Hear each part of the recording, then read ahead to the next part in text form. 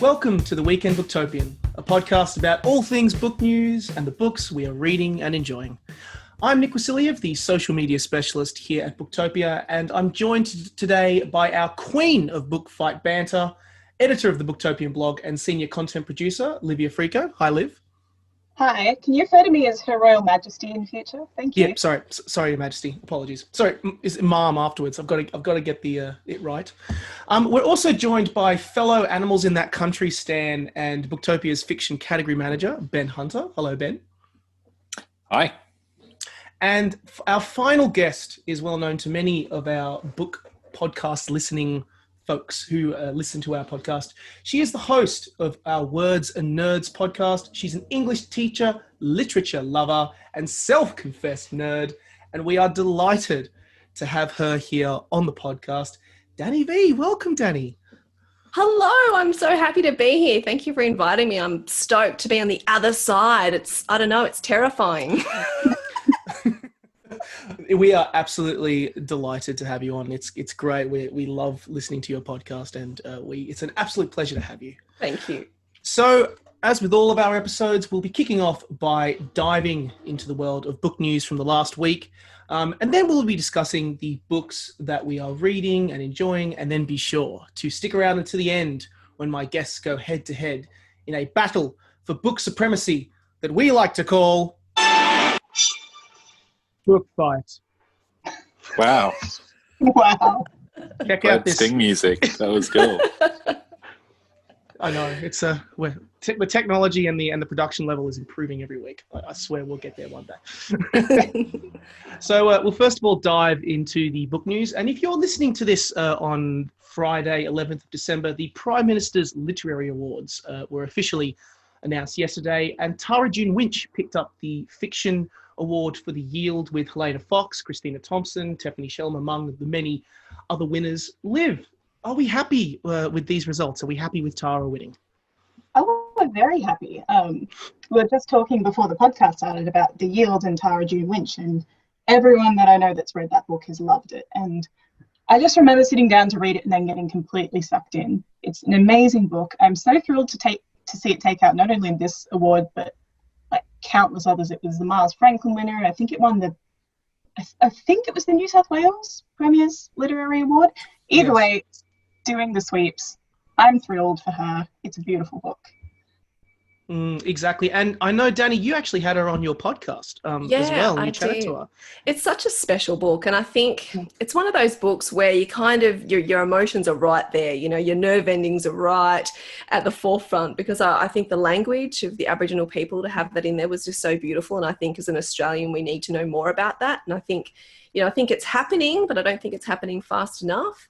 Then, of course, it's got the environmental aspect, which is very important to us all, and the fight to retain culture, and just that love of their soil and their country and their earth. I just thought it was such a beautiful book. And, a book's special when you're kind of reading it and you're on that brink of, you're not going to cry, but maybe you're going to cry. I don't know.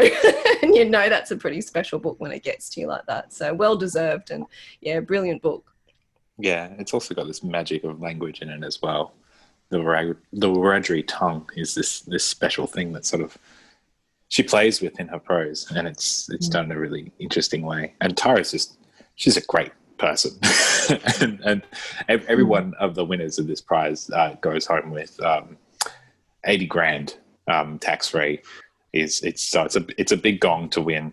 That's a life-changing sum of money for any author. Yeah, exactly. I think it's you need no further indication of how high her stocks are raising than the results that this book is stacking up, and a very, very, very well-deserved winner. So we are also getting to the end of the year, and Booktopia has actually started to unveil our books of the year within fiction, non-fiction, crime thrillers, cookbooks, kids and YA, and much, much more. So with that in mind, I want to kind of throw it out to you guys. I know that, Ben, you've written a couple of lists on this, but I want to start with Danny. Give us your thoughts. What are your 3 recommended favourite reads of 2020? Because I know you read a lot, so there'd be a lot of contenders. Yeah, I want to ask how much people read, how many books, because I can't seem to crack 85. Every year I try and get to 100, and every year I get to about 85, so still a solid number. Look, for me, Sorrow and Bliss was one of those books that I sat down, by Meg Mason. I sat down at 6 o'clock thinking, oh yeah, I'm going to just give this a crack. You know, you crack open a book and it takes energy to start a book because you're trying to learn about the characters and new style of writing and all that kind of stuff. And I remember I just ignored my family, went upstairs and I just finished it. And I was finished at about 2 o'clock in the morning and I had to work the next day and I didn't even care. I was like, no, I don't care. I need to finish this book. And I think around page 200, I just started crying and didn't stop. It was an incredible book. And I think I just really felt it for many reasons. I think the real portrayal of marriage and relationships really resonated with me. And of course, you know, the mental illness, and it was just so intimate. And, you know, I talk about my anxiety all the time and how sometimes it's very debilitating for me, because I like talking about it because it doesn't own me. I try and own it. Doesn't always work. But I just felt with Sorrow and Bliss, it was very real, and you could feel, even though, you know, obviously her mental illness was quite different. And what I really liked, I won't give it away actually, but it's intriguing the way she deals with the mental illness and names it, so to speak. But it was just a glorious book. So that definitely has to be my number one, without a doubt. I love that book. Yeah, it's glorious, right? When you know that you're not getting up for the rest of the night, you know, it's a pretty special book. I really liked, I did love All Our Shimmering Skies by Trent, and Trent actually celebrated 200 episodes with me on the podcast, so that was nice. Oh, that's great. Yeah, so it was a cool... I like that he's a first name author now. It's just Trent. There's only one Trent. Is there a bookseller in Sydney that he hasn't hugged? Probably not. But look, it's got a bit of a magical quality to it, as did Boy Swallows Universe. You know, just that magical dreamlike quality. And, you know, his writing's beautiful, and I love the being set in Australia and, you know, the struggle of people. So, you know, it was a beautiful book. And I also really loved number 3. I don't even know. I think this might have been published in 2019. I really should have checked, but I read it this year, so I'm going to include it. Invisible Boys by Holden Shepherd. That I just loved that book so much. I just thought it was so important for so many reasons. Beautifully written, really raw and gritty, and, you know, lots of sex. But it's really important because, you know, he writes from, you know, he said it's part autobiographical, and, you know, the feeling of being invisible or feeling like you don't belong, or people are going to dislike you or judge you for being who you are. So I actually think it's a really important book, but also just beautifully written. It was, I think I've been crying a lot this year. I've never cried over books so much. Maybe it's 2020, I don't know, but I'm thinking, just another book I've cried over. I love those selections. It's great. And I could, no, you need no further indication of the quality of the literature. The fact that all of us are just all shaking our heads from the moment that you mentioned Trent and the moment that you mentioned Meg. Ben, are you in similar agreement around these selections as books of the year? Because I know you've written a couple of blog posts on our blog about this. Yeah. Trent and Meg are certainly in the mix. They are terrific new Australian books. What else did I love? I've loved a stack of things, and it's very precarious to try and nail down just a couple. So I'll say some different ones. And an obvious one is Richard Flanagan, The Living Sea of Waking Dreams. That is a phenomenal undertaking, that book. It's small, it's weird, it's devastating, and it's strangely hopeful, this novel. It's about a woman in Tasmania, and she's returning to spend time with her mother, who is dying and is at such a stage of dying that she should almost already be dead. But her and her siblings refuse to sort of let that happen, and they pressure the medical establishment to intervene and prolong her mother's suffering. So that's the difficult thing right there. And as this is happening, the whole country is on fire. So it is a very timely book. And then it just gets weird and strange from there. That's a phenomenal thing that just, for me, it just captured the catastrophe of our culture and our our world, our environment, in a really perceptive way that I could have never imagined before. Another book that also captured the ecological catastrophe of our moment is Charlotte McConaughey's The Last Migration. That is a really potent book. If you ever read anything about climate change, read that book. It's about a woman who's on this madcap adventure to track Arctic terns in a world in which birds are just dying and the oceans are empty. And it is a really personal and introspective novel, just like Richard's. But it makes you think about something that is global and something that affects us all. So that's something.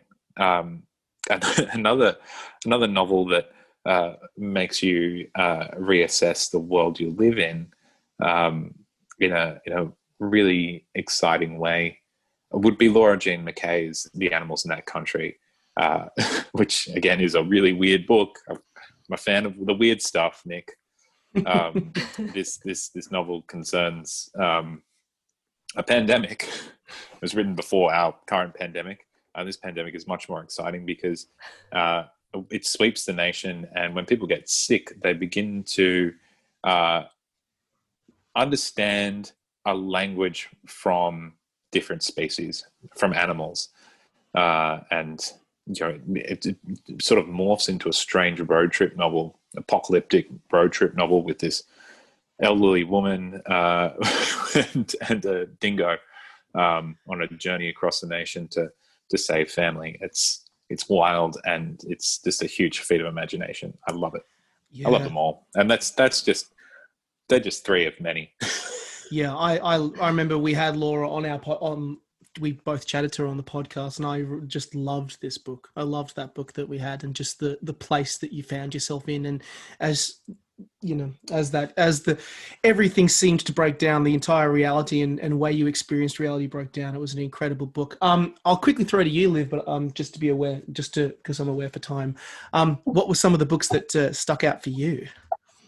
Oh, all the ones that I loved this year haven't really appeared on our best of 2020 lists, but they're all kind of weird and dark and witchy and involve like horrible women doing terrible things. A book that everyone on the podcast knows that I've loved is Hamnet by Maggie O'Farrell, which is the one about the death of Shakespeare's son. Such a beautiful novel. I don't need to talk about it anymore. Just go out and read it if you haven't already. I also loved The Glass Hotel by Emily St. John Mandel. That was like just a standout for me, and I love her writing. So it was wonderful to jump back into her world. Another that I haven't heard much buzz about in Australia, but I really loved because it was just so beautifully and lusciously written, was Hex by Rebecca Dynastine Knight. Just a really bizarre kind of campus novel about an obsessive botany student who starts collecting all these poisonous plants in her New York apartment. Just gorgeously written. If you're looking for a kind of left of center but beautifully written book, I would recommend that one. And I know I'm short of time, so I'm just going to throw three more out there that I really loved. Sisters by Daisy Johnston, short but sharp and unbearably wicked. It was a wonderful read. I also loved Exciting Times by Nisha Dolan. Very dry, very funny, but also heart-wrenching underneath it all. And finally, I really liked My Dog Vanessa by Kate Elizabeth Russell. Just such an interesting and also deeply emotional look at the relationship between a teenage girl and her English teacher, and how it was, not really a relationship, but more of a case of predator and prey. I think those are my top 6 of the year. It's always funny how like a top three always devolves into a top 6, and it goes to show that I didn't go into blurbs for each of them. It goes to show that even in the time of COVID, we're lucky to have been graced with some fantastic pieces of literature over the course of this year. Just because I'm aware of time, we'll move on to our last news piece, which is another announcement from Ultimo Press. They've announced their first book, a forthcoming debut novel from author and director Hannah Bent, which will be titled When Things Are Alive, They Hum. So we've been covering, Ultimo Press over the last few weeks, and I kind of want to throw to you last. Does this, with the sound of books actually coming in, is it looking a lot more exciting about exactly what they have planned in store next? Oh, I'm excited for this. I'm certainly excited to see everything they do. Hannah Bent, it's a debut novel. It sounds excellent. The blurb says it's set in Hong Kong, London, and China in the year 2000, and it's about two sisters and the lengths that they'll go to save one another.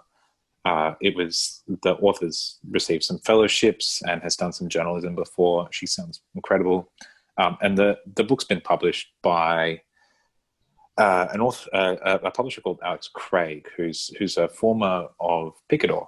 And when she was there, she would have been working on novels like Hannah Kent's Burial Rites and Emily Maguire's An Isolated Incident.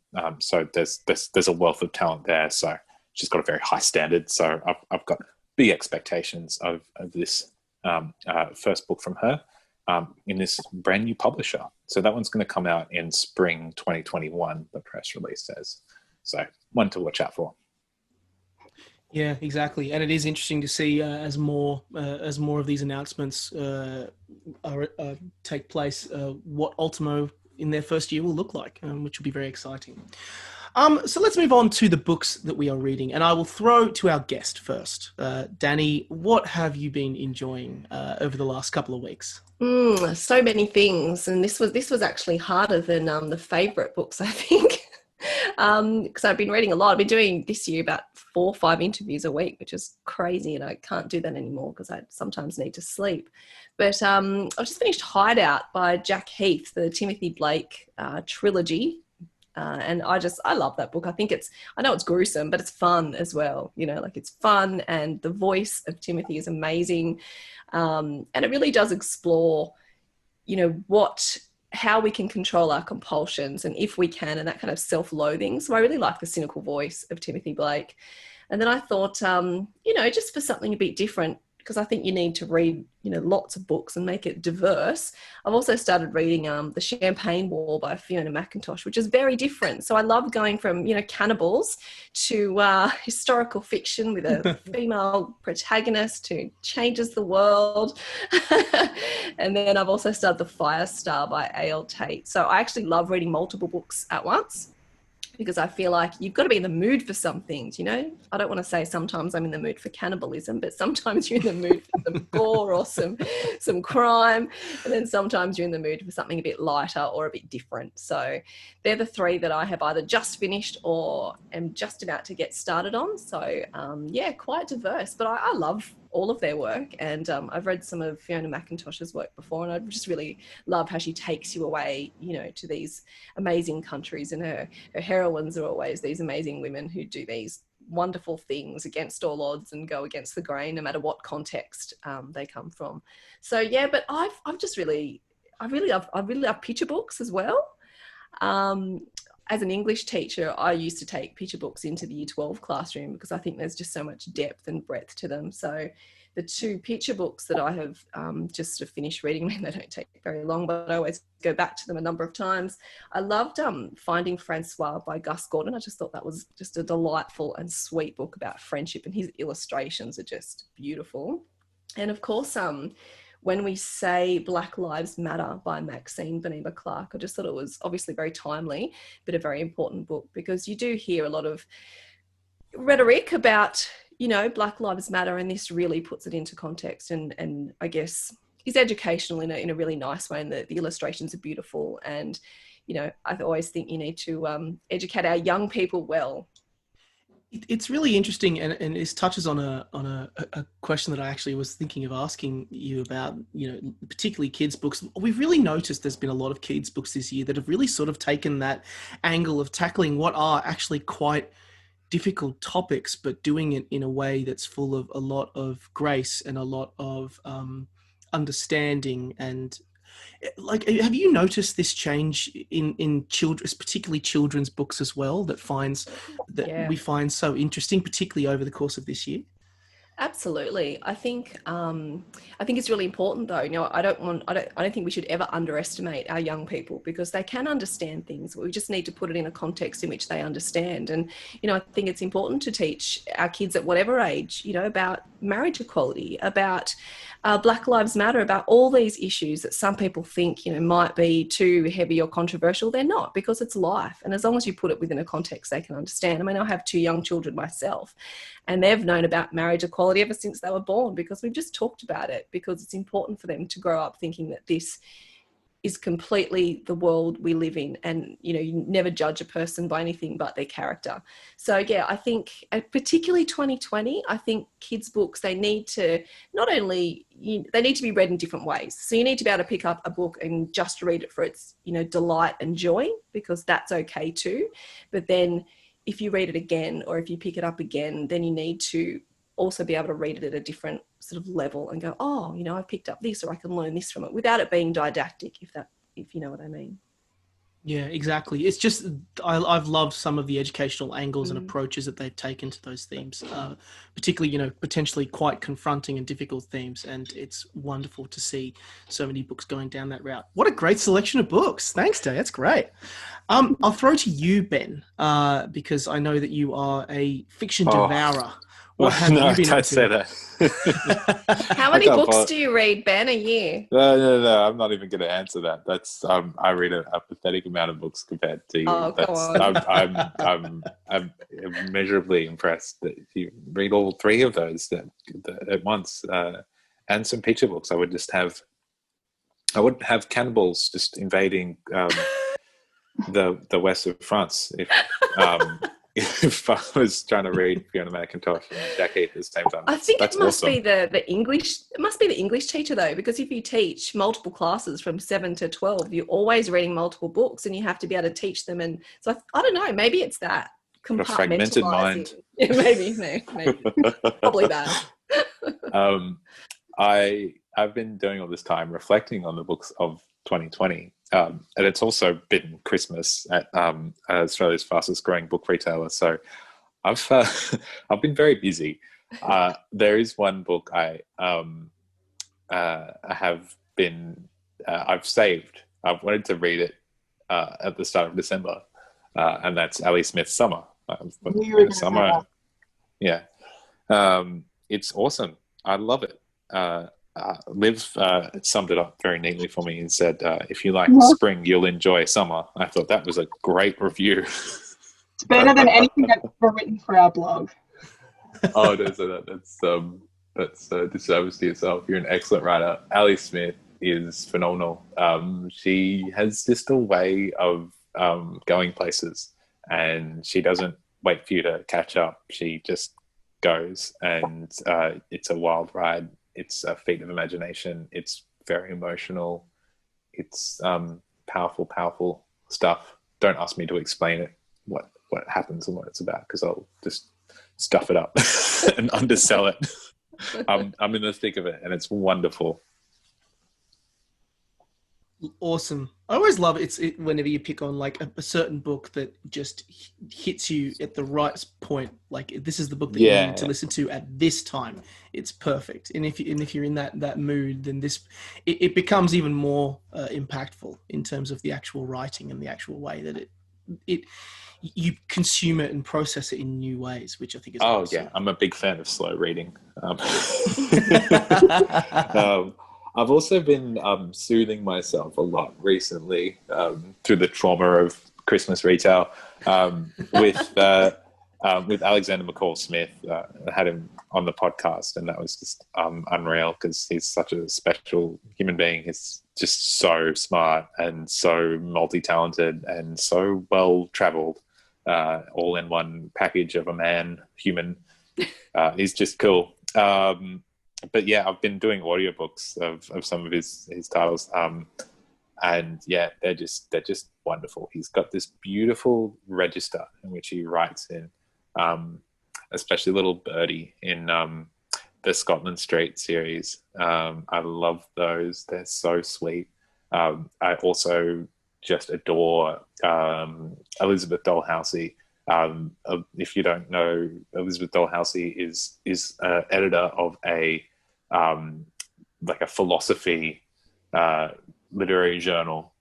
Very intelligent person who has this kind of big socialite life in Edinburgh, but then she runs into all these wonderful small domestic troubles and just involves herself in innumerable parts of strangers' lives as she tries to get about her day. And you'd think, a philosophy type would just be sitting alone in an office reading all the time, but she's not. She's out there doing stuff, but she applies this very literary mind to something, and it's this delightful. It's this delightful intersection of high art thinking in a very cozy commercial fiction prose that just delights me and delights lots of readers around the world. What a great pick! I love Alexander McCall Smith. Just the sheer volume of stuff that he puts out is incredible, and his intention, even in that, his attention to detail, and the fact that when he was on the podcast, he mentioned that he writes a ridiculous amount every day. Never ceases to amaze me about the work that he does. Liv, what have you been enjoying over the last couple of weeks? It's a real mixed bag over here. I finished just last night a book which I took a long time getting to, and it's a very popular YA fantasy novel that the first time I tried to read, I hated it and put it down and was like, I'm never going to read this again. And I was recently clearing out my bookshelf for a charity run, and I went into my flatmate Lizzie's room and I was like, do you want any of these books? And she picked out a few, and she read this one, and then like 2 days later came back and was like, do you have the next one? And I was like, no, I don't. And that book is The Cruel Prince by Holly Black. With such a ringing endorsement from my flatmate, I decided to give it another try, and I really enjoyed this. It's like, it tells the story of like a young teenager who, when she was a small child, her parents were murdered in front of her by this vengeful fairy, and she was kidnapped and brought back to fairyland and raised by her parents' murderer. It's very complex and involved, and there's a lot more to the story, but I won't go too much into it now. And it's just about her trying to deal with the political machinations of this awful fairy court that she lives in, but can't like draw herself away from. And what I loved about it was, first of all, the plot. There was so many things happening. It was exciting. It kept you compelled to keep reading. I don't know. A big complaint I have about a couple of like YA fantasies is they're big on atmosphere but not big on plot, and not much happens. But with this, something happened every chapter. It was like a real page turner.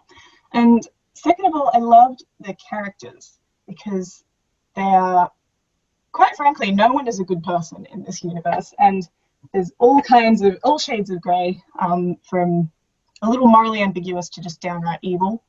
Including our main character, who does some very questionable things in pursuit of power and, I guess, agency for herself. I really liked this. I'm keen to dive into book 2, which is The Wicked King. But in the meantime, I have 2 books that I want to finish because I am reading 3 books at the same time. Or 2 now. So the other book that I'm reading is a debut novel that comes out in February next year. It's called The Divines by Ellie Eaton, and our rep from Hachette sent this to me and said, Liv, I think you'll love this. I have a feeling she's going to be right. It's set in a horrible posh boarding school in the 90s, and it flicks from the present to back then.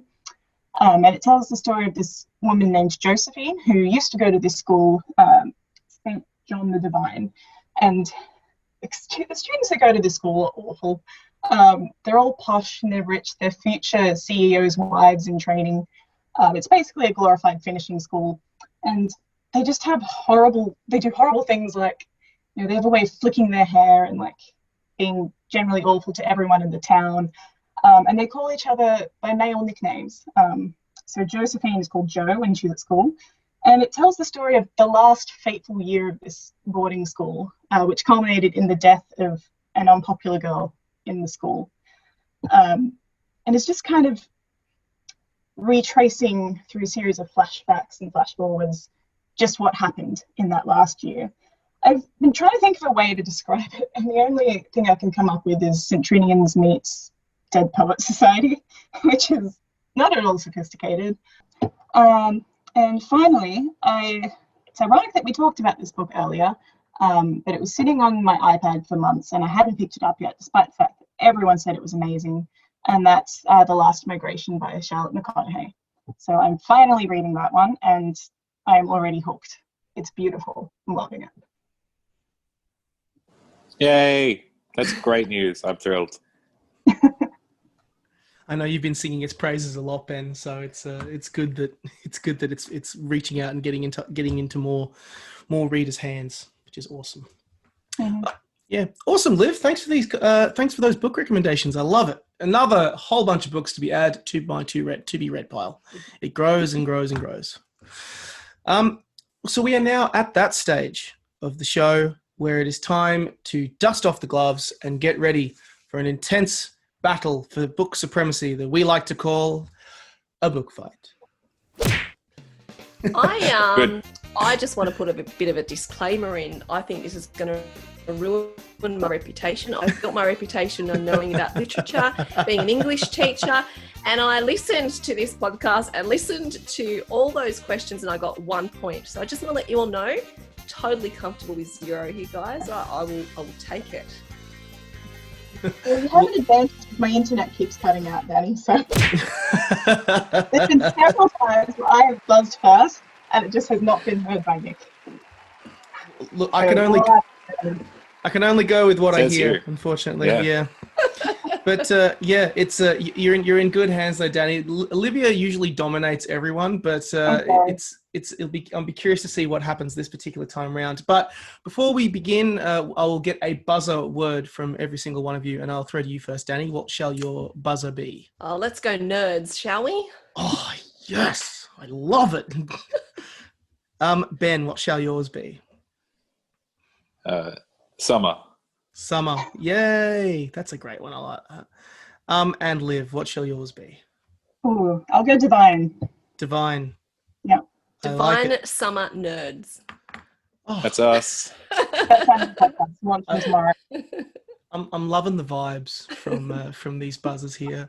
So please shout them at me as loud as possible. I'm hoping I get to shout one out. Okay, guys, let's go. Let's play a book fight. Question 1.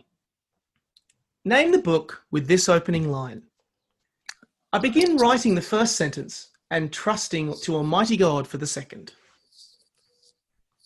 Oh. I thought you said this was easy.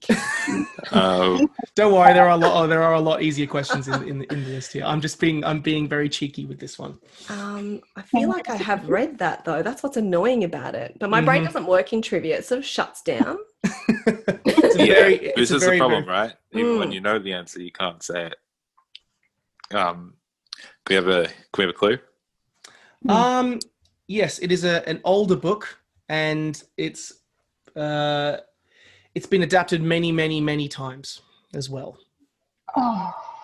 Would it be something like Crime and Punishment? Or No. Notes from the Underground? No, unfortunately. Do I I have any takers? No. Do I have any takers? The answer is it's The Life and Opinions of Tristram Shandy Gentleman by Lawrence Stern.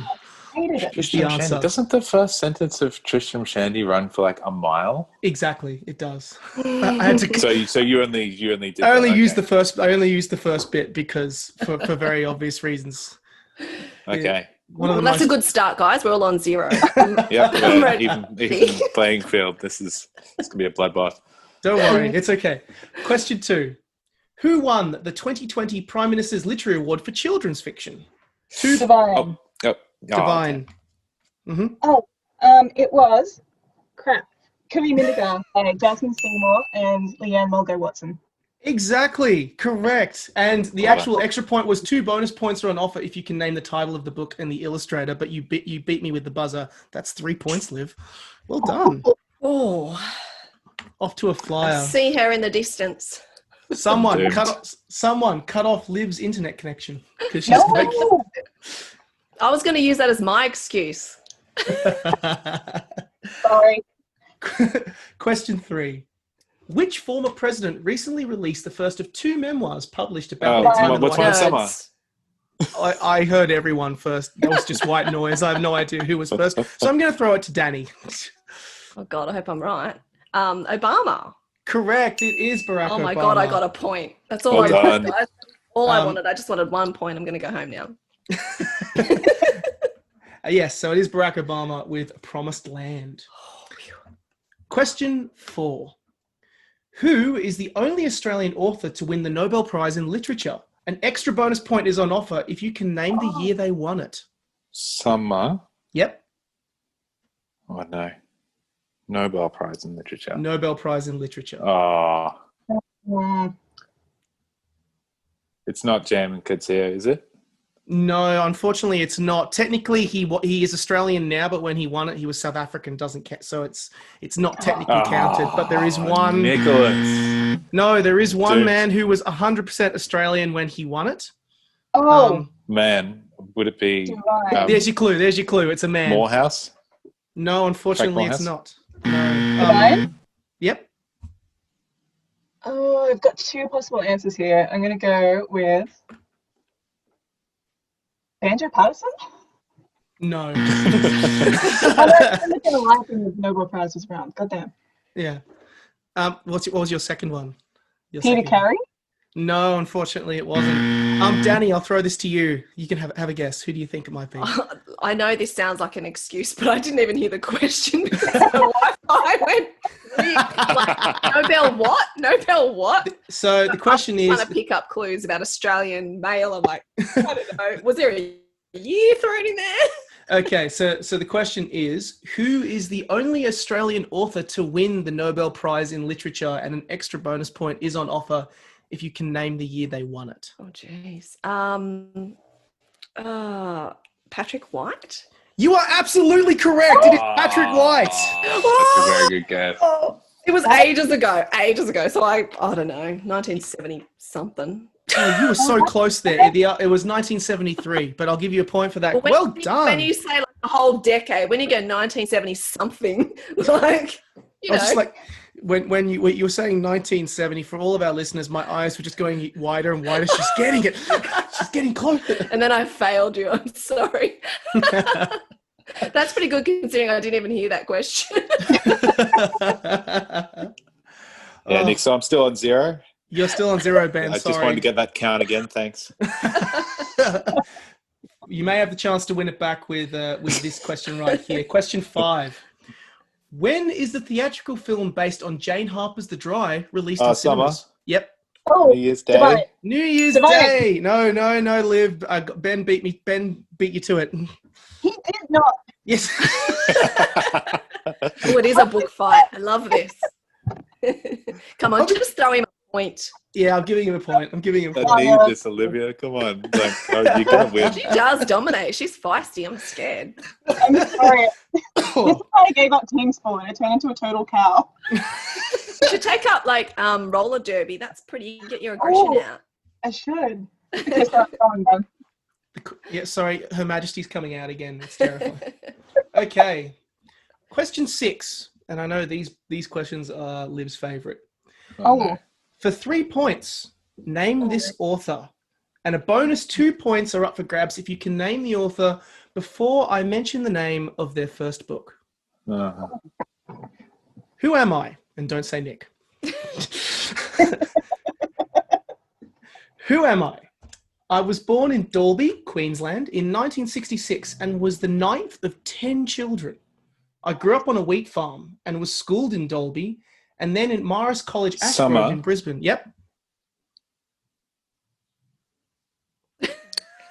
Music. David Malouf. No, unfortunately it's not. That was going to be epic if you got that. No, you're close, but no.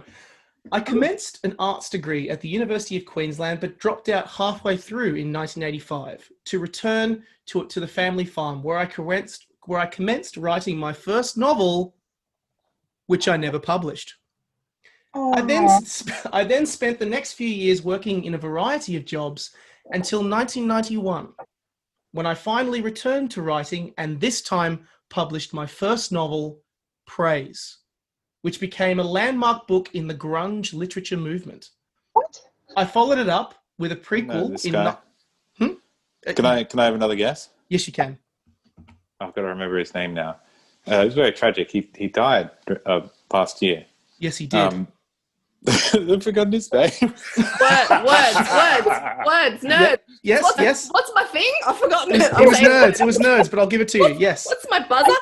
Oh God, maybe we can have a joint point because I can remember he's Andrew. Yes. Andrew. Yes. McGann. Andrew McGann. That's I'll the go halves correct with you on that answer. point. Oh boy. I'll give you both a point. I'll give you both a point. for that. Teamwork. I apologize to Andrew McGann's ghost.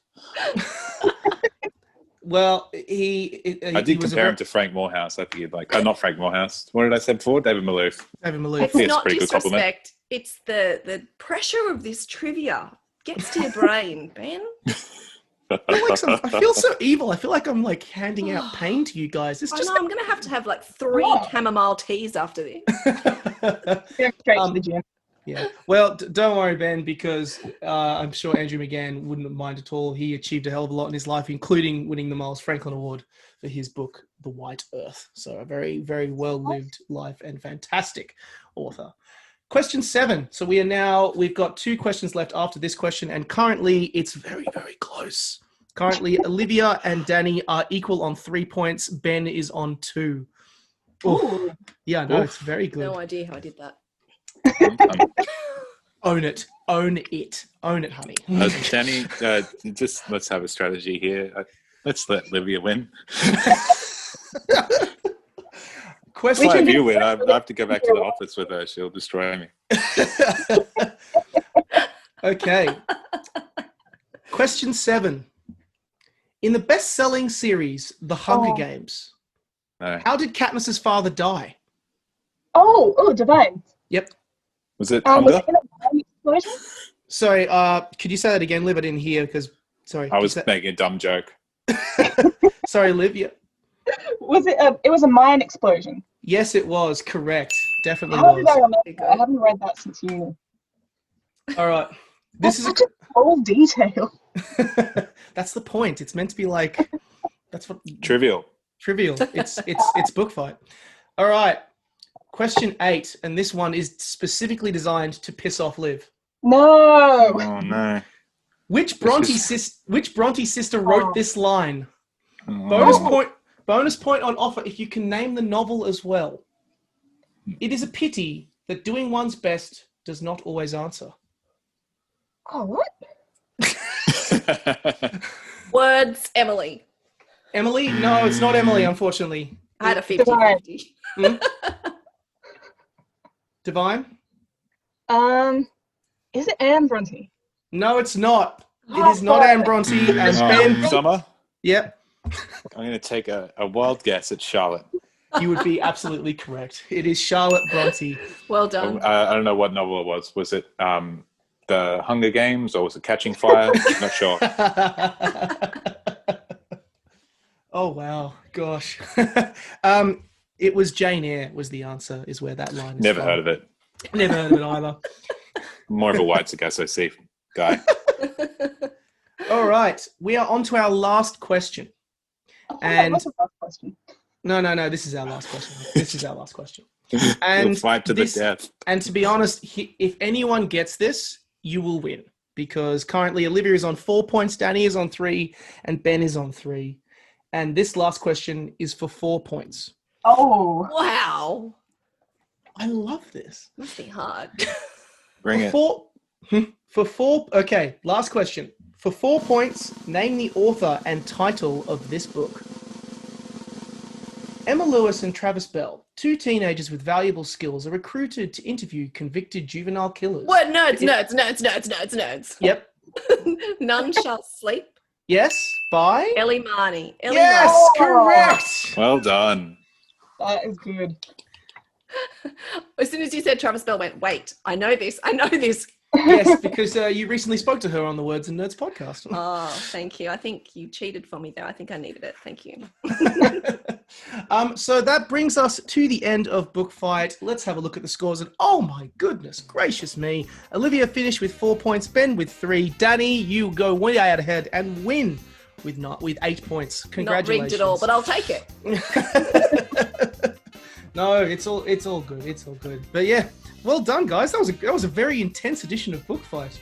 Nice and I feel close. very stressed. I feel the stress in my jaw. I feel it. Sorry, A Liv. well-deserved win Yes. Yeah. and a well-deserved loss. I'm being gracious now. Well, The stress of the game, it gets to me. Anyway, the you just end me for all future book fights. Myself disgraceful. I knew you were trouble the minute we did our first ever recording of it, because suddenly we asked the first question and your buzzer was blueberries, I recall, and you just bellowed this like, I know the answer, blueberries, and from that moment I knew that we had something was. And now you're lying on the cold hard ground.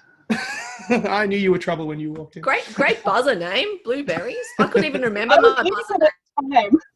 it time. Yeah. Oh, so that'll bring. Very smart enough. Let's wrap this up. Yeah. But thank you so much, everyone. This brings us to the end of our show. And a special thanks to Danny for joining us. It's been an absolute pleasure having you here on Book Fight and chatting books with us. Thank you so much for coming out. Oh, thank you so much for having me. I had a blast. I'm always up for talking about books, and the books that you guys have recommended. Oh, I'm taking 2 weeks off from reading for the podcast, so I'm going to have to pick those ones up, I think. No rest. Thank you. Yeah, it's been an absolute pleasure having you. And for everyone listening, please, please, please go and check out the Words and Nerds podcast, where Danny has sat down with the likes of, at least recently, Ellie Marnie, Jack Heath, Matthew Riley, and many, many, many more. Go and check out that her Words and Nerds podcast. Thanks as well to Ben and Olivia as well for coming on. Much appreciated. The Weekend Booktopian is produced by myself, Nick Vasiliev, and you can check out a wide variety of episodes on our Apple Podcasts or SoundCloud channels, where you can check out our most recent interview with Alexander McCall-Smith. Alternatively, if you're listening to this on YouTube, be sure to check out our most recent Booktopia TV interview, where we sat down with Help Self author Tanya Hennessy. And that'll bring us to the end of this episode of the Weekend Booktopian. Thanks for listening, and never stop reading.